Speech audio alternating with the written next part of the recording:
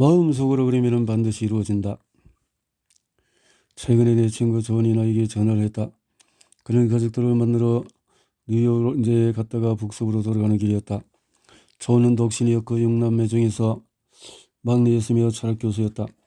간단히 말하자면 그는 정신적인 삶을 살고 있었다.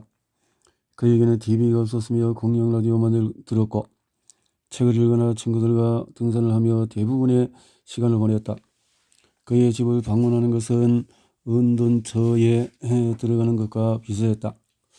그의 가장 가까운 이웃도 400m는 가야 만날 수 있었으며 그의 집에는 필요한 가구들만 갖춰져 있었다. 처음에는 집에 시계가 없다는 사실이 나를 당황하게 했지만은 얼마 후에 시간의 흐름에 익숙해지게 되었다. 존이 전화했을 때 나는 그의 목소리에서 평소의 차분함이 아닌 흥분을 느낄 수 있었다. 가족들을 만나기 위한 여행을 준비하던 중에서 한 잡지사에서 그의 글을 싣겠다는 연락을 받은 것이다.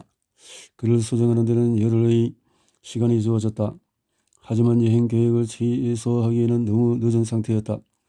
그래서 그는 가족들을 방문하는 동안에 수정 작업을 하고 잡지사에 원고를 보내기 전에 내게 의견을 묻기로 결심했다. 가족들과 함께 지내면서 수정 작업을 하는 것은 성공하기 힘든 계획이지만 존은 자신의 의도와 행동이 일치하는 사람들 중에 하나였다. 그런데 그런 존이 지금 나에게 원고를 보내려던 날짜에 맞출 수 없게 되었다고 전화를 한 것이다. 처음에 그는 일하는데 방해되는 일이 좀 있었다고 얼버무렸다. 나는 그 방해라는 것이 어떤 것인지 상상할 수 있었다. 그의 가족들이 존과 아주 딴판이라는 사실을 알고 있었기 때문이다. 그의 5 형제들은 정적인 그와 달리 매우 활동적이었다. 존이 차분하고 동료 없는 성질의 사람이라면 그의 형제들은 감정적으로 우욱하는 경향이 있었다. 또한 그들은 모두 자녀를 두었다. 그는 식사를 위해서 식구들을 모으는 간단한 일조차도 고양이한테 모으는 것만큼이나 어려웠다고 말했다. 아이들의 일정, 축구, 야구, 또 식단은 채식에서 육식까지 조정하는 것만으로도 버거웠다. 또한 26명의 다양한 감정 상태에 대응하기는 거의 불가능했다. 6일간의 방문 일정 중에서 4일이 지났을 때 그의 집으로 돌아가기 위해서 공항으로 향하고 있었다.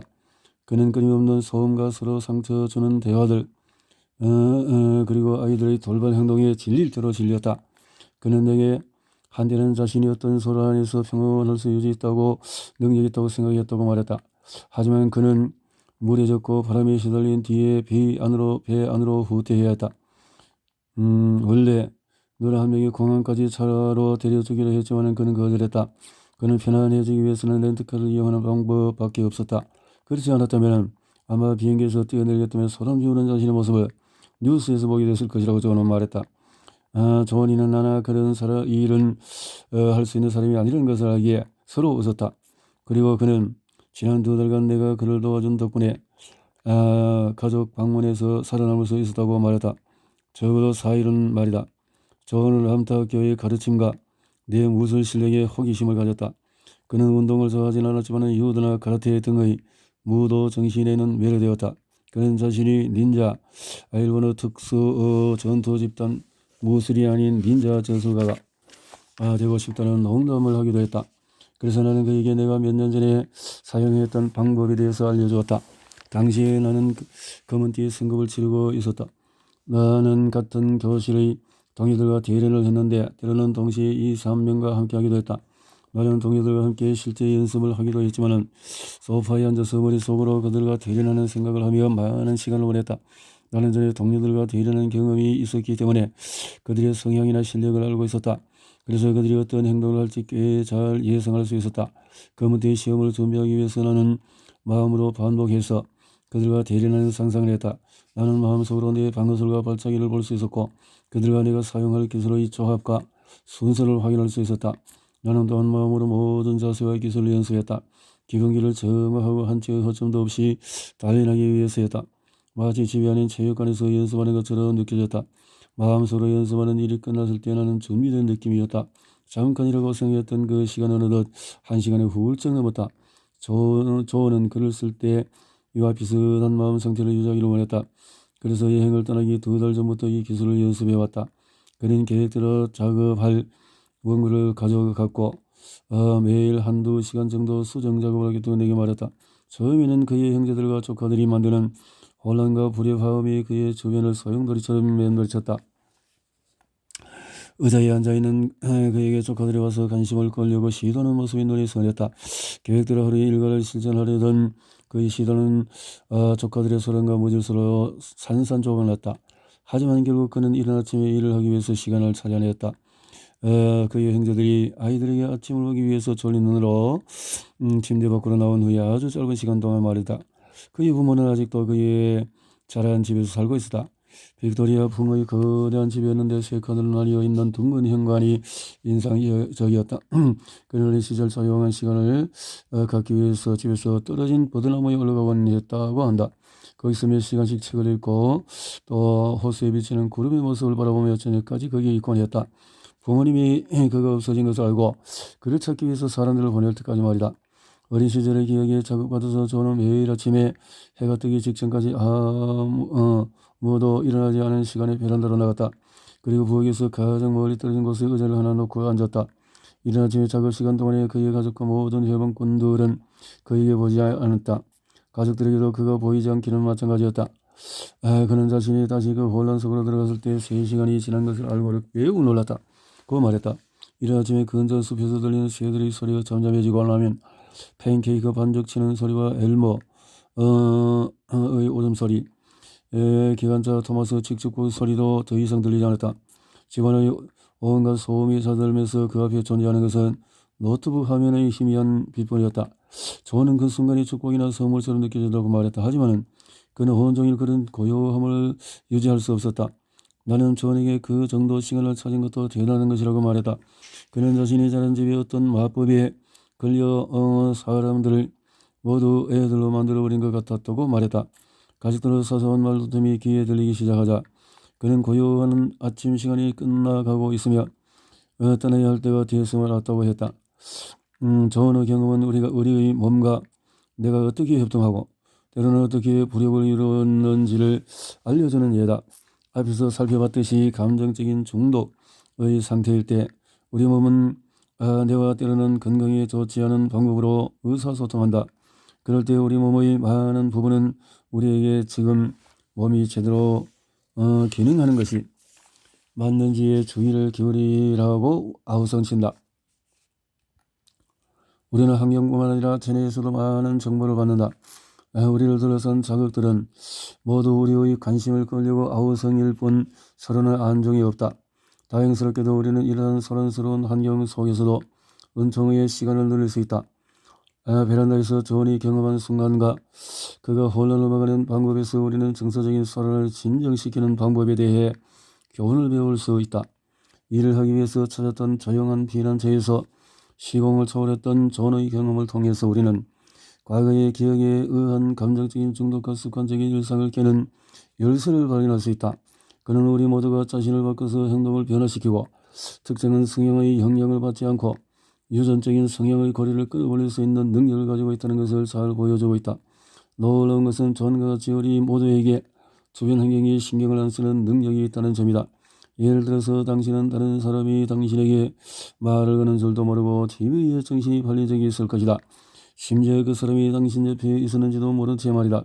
아내가 당신에게 잔소리할 때도 마찬가지다. 당신은 아마 잔소리를 전혀 귀담아 듣지 않을 것이다. 당신은 언제 같은 전략적인 듣기와 행동의 달인이 되고 싶은가?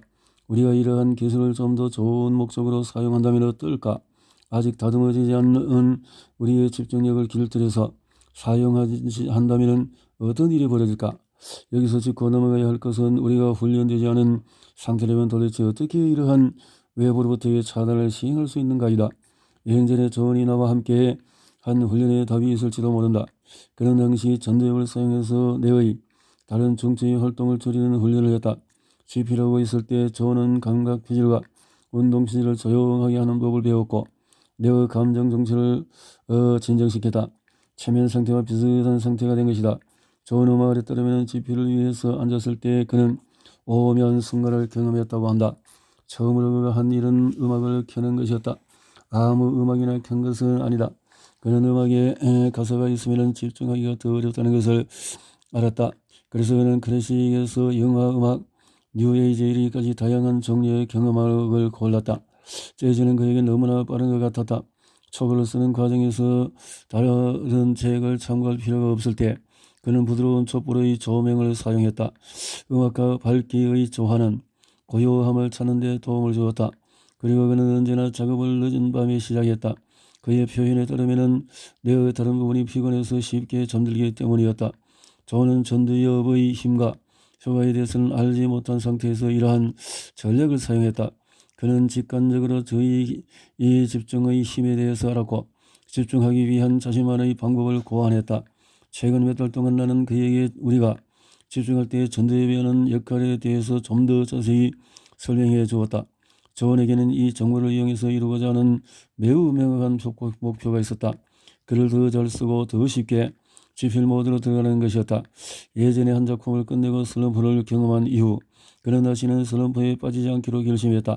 그는 순풍에 돛을 단 듯이 글이 잘 써지는 날과 험한 폭풍우 속에서 항해를 하고 있는 것 같이 느껴지던 날의 마음 상태와 주변 환경에 관심을 가지기 시작했다. 결국 그는 무엇이 효과적이고 무엇이 그러지 않은지에 관한 몇 가지 결론에 도달했다. 그는 오랜 시간에 걸쳐서 효과적인 방법을 다듬어 나갔고 그것을 수시로 반복했다. 결국 음악이나 조명, 늦은 밤이라는 조건 없이도 일에 몰두할 수 있었다.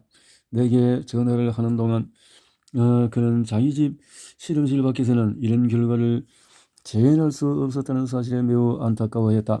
부모님의 집에 갔을 때 그는 모든 것이 잘못된 것처럼 보였다고 했다. 나는 부모님의 집에서 이른 아침에 일했던 순간을 떠올리고 그것을 큰 성공으로 생각하리라 하라고 말했다. 배울 것이 있었으니까 말이다. 그가 집에 들어와서 방해를 더 적게 받는 환경일 때 그 좋은 날과 나쁜 날을 더 객관적으로 볼 수 있게 되었다. 그리고 어떤 때 효과적으로 글을 쓸 수 있는지에 대한 명확한 결론을 얻을 수 있었다. 중요한 것은 첫 단계부터 밟아가는 것이다. 여기서 첫 단계는 바로 관찰의 기술이다. 관찰의 기술.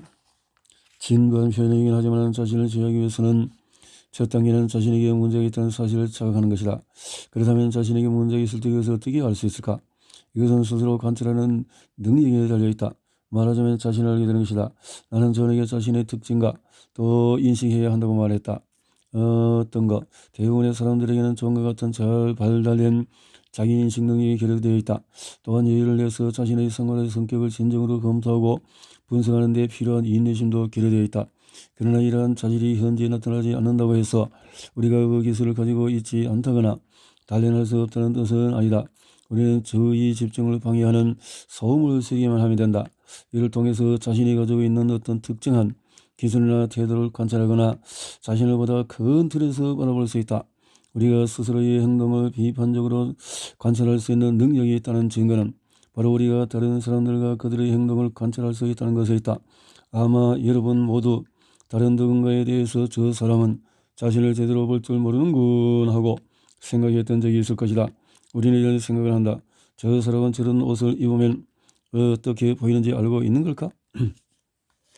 그리고 어떤 사람이 사소한 일에도 심한 감정적인 반응을 보이는 것을 알아보기도 한다.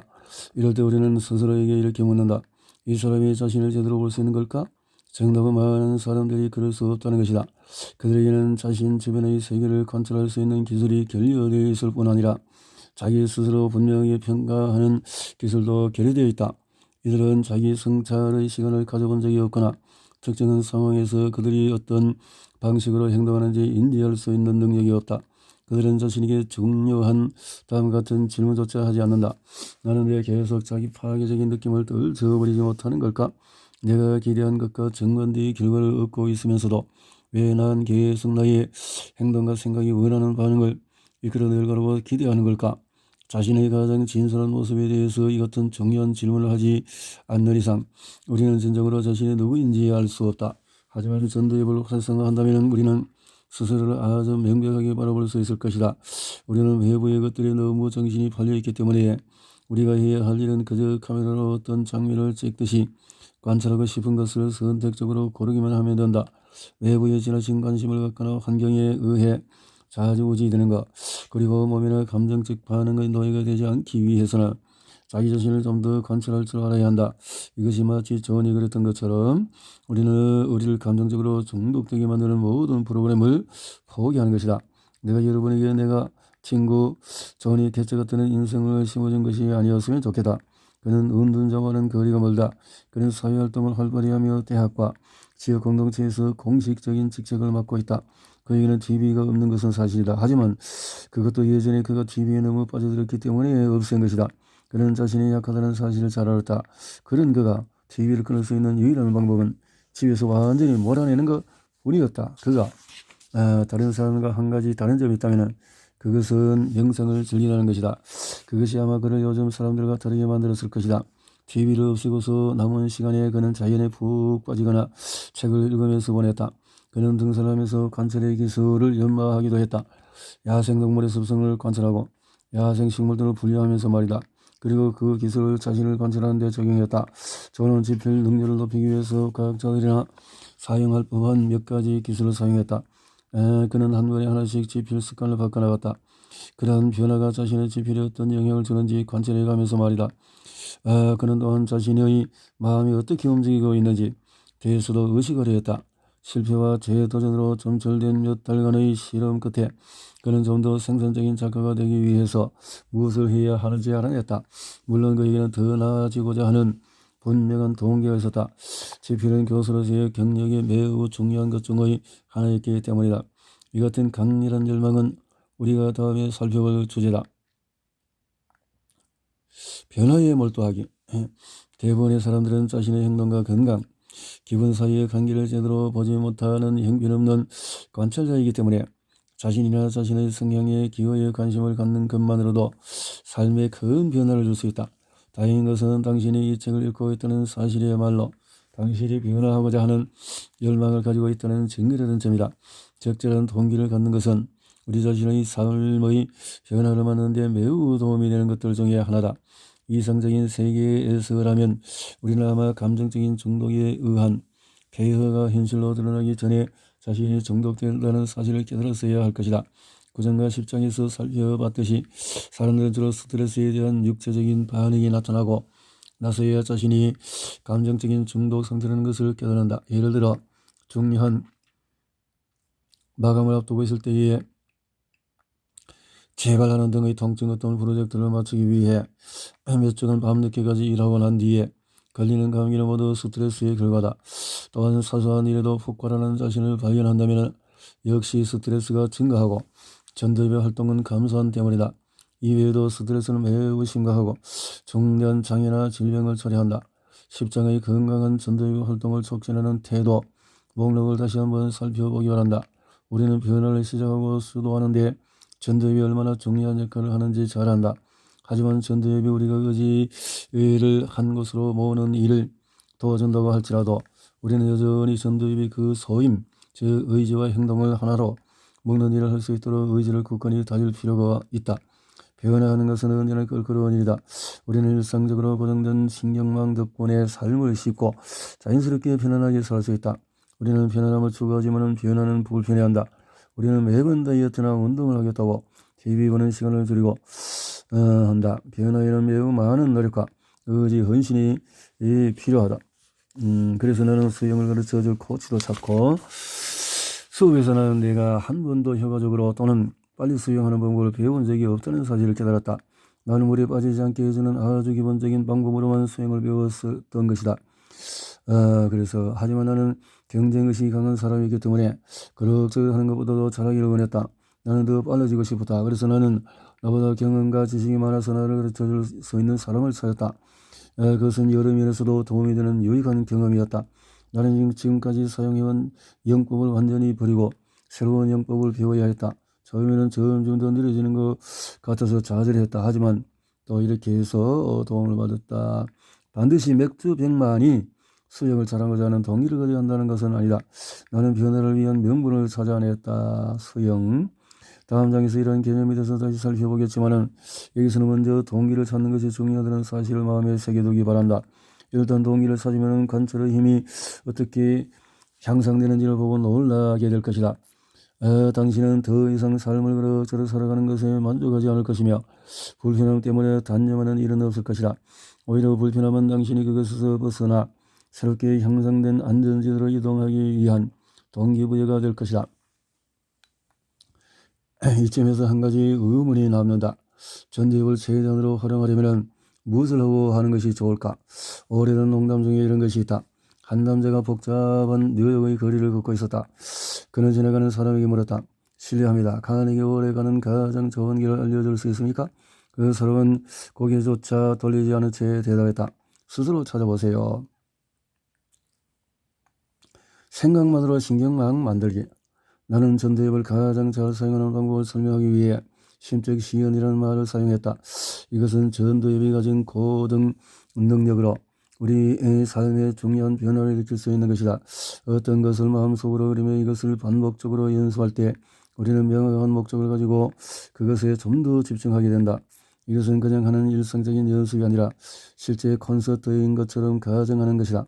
이것은 마음으로 막연히 떠올리는 것과는 다르다. 리허설이란 실제로 어떤 것을 행하는 경험을 반복하는 것이다. 이 경우의 심적 시험과 경험은 동일하다. 우리는 어떤 동작이나 행동, 기술, 감정의 표현, 태도의 변화를 시작할 때마다 더 나아질 것이다. 이것이 우리가 연습하는 이유다. 연습을 통해서 더 나아지고 다음에 그 경험을 할 때 그것을 더 쉽게 할 수 있는 것이다.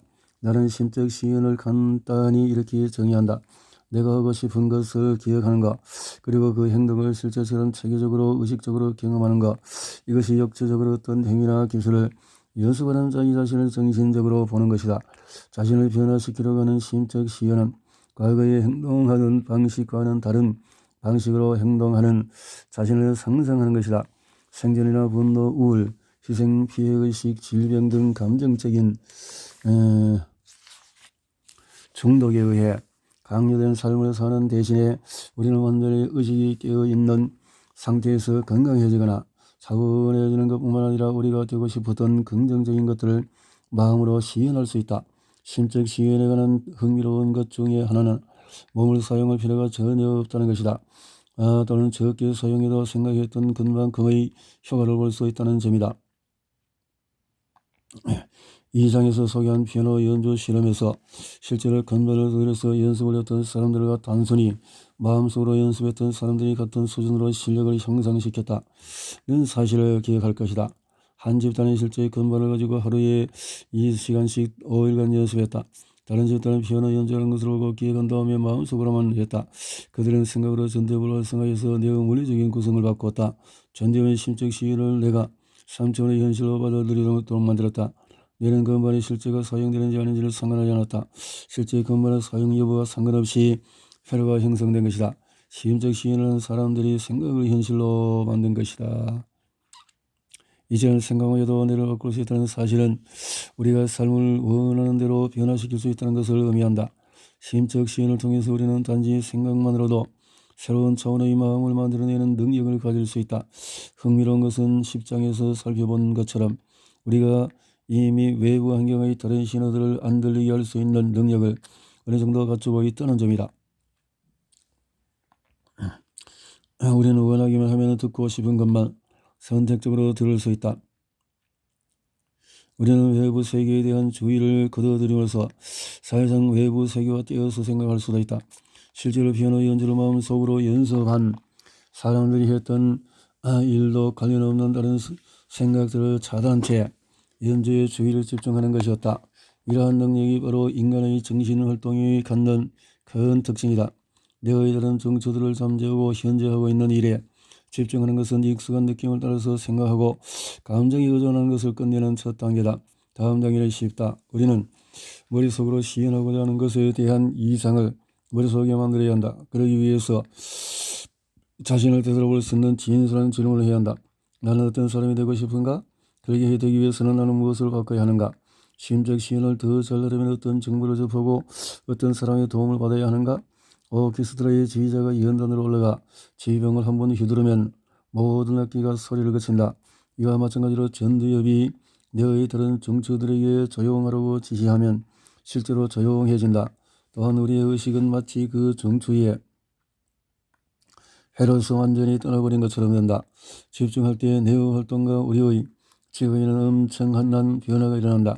시간과 공간을 인식할 수 없으며 우리 몸의 일정의 체면 상태에 들어가야 된다. 조용해진 그 순간 우리는 내 일상적인 활동을 바꿀 수 있으며 결국 마음을 변화시킬 수 있게 된다. 그러면 심적 시연의 방법을 구체적으로 배우기 전에 먼저 심적 시연을 최대한 활용할 수 있는 방안에 대해서 살펴보겠다.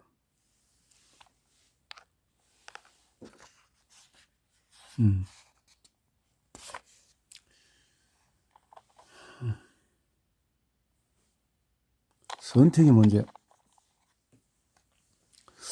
우리가 전두엽의 능력을 충분히 사용하지 않거나 전혀 사용하지 않으면 생존과 관련된 질문들이 우선 머릿속을 점령한다. 언제 먹을까? 언제 잠잘까? 입술이 왜 이리 건조하지? 물을 언제 마시지? 이 사람이 나를 받아들일까? 생존에 관련된 질문하는 것과 마찬가지로 이런 질문에 답하는 데는 전두엽의 활동이 거의 필요 없다. 하지만 전두엽의 뛰어난 점 중에서 하나는 정신의 경호원처럼 행동할 수 있다는 것이다. 전두엽은 우리를 위해서 정신적인 방을 말끔히 정리해주는 일을 한다. 이 덕분에 우리는 시끄럽고 연기가 자욱한 정신의 방에 있더라도 만약으로 시작한 질문에 더 집중할 수 있다. 이를테면 정해진 답이 없고 심사숙고가 필요한 더 고차원적인 질문의 말이다. 이러한 질문들은 내의 다른 정체에 잠들었을 때 스스로에 묻는 질문으로 우리의 미래나 장래의 가능성에 관련이 있다. 나는 어떻게 더 발전할 것인가? 나의 행동을 어떻게 수정할 것인가?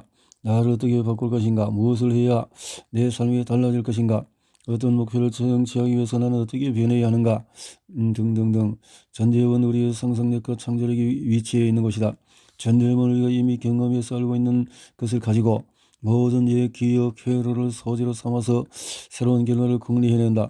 또한 우리에게 과거의 실패를 떠올리게 하려는 내부의 비판을 잠재울 수도 있다.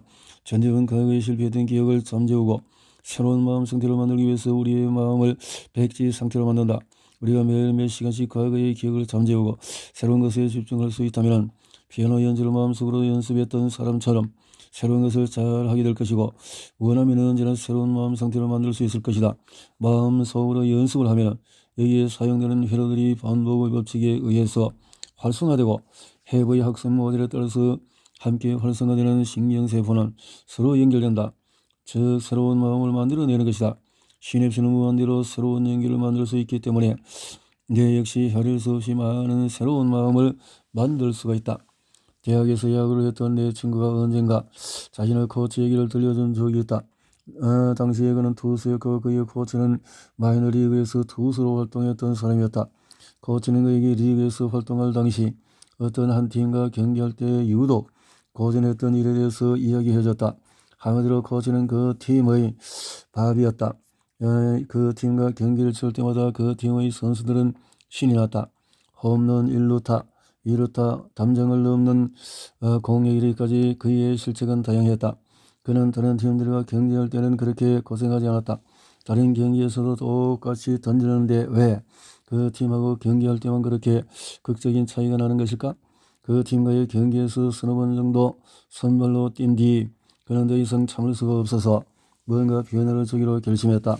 대부분의 투수들처럼 그도 상대팀 타자들이 어떻게 공을 치는지 기록해왔다.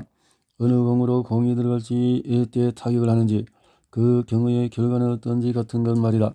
그 팀과 경기하기 전날 밤 코치는 호들방에 앉아서 그 기록을 살펴보고 모든 타자들에게 먹힐 만한 계획을 짰다. 그는 그들의 약점과 강점, 성향을 알고 있었다.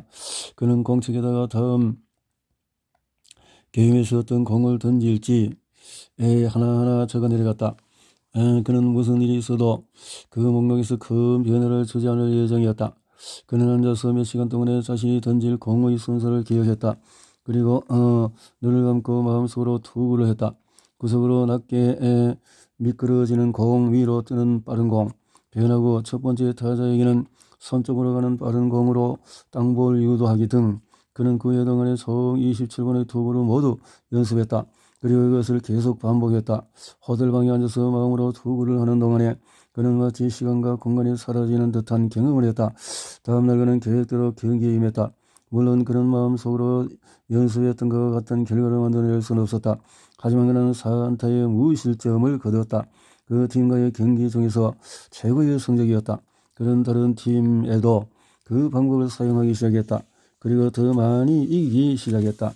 그는 다른 선수들을 예리하게 관찰했고 그것은 확실히 그에게 도움이 되었다. 하지만 이렇게 큰 차이를 만든 것은 무엇보다도 그의 집중력이었다.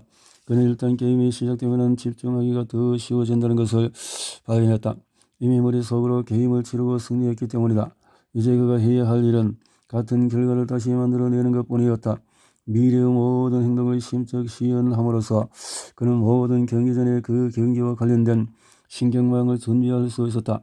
그리고 그 결과 그는 경기 전에 이미 승리의 마음 상태를 가질 수 있었다. 만약 우리가 그처럼 투구 대신의 기쁨을 연습한다면 우리의 삶이 얼마나 달라질지 상상해 보기 바란다.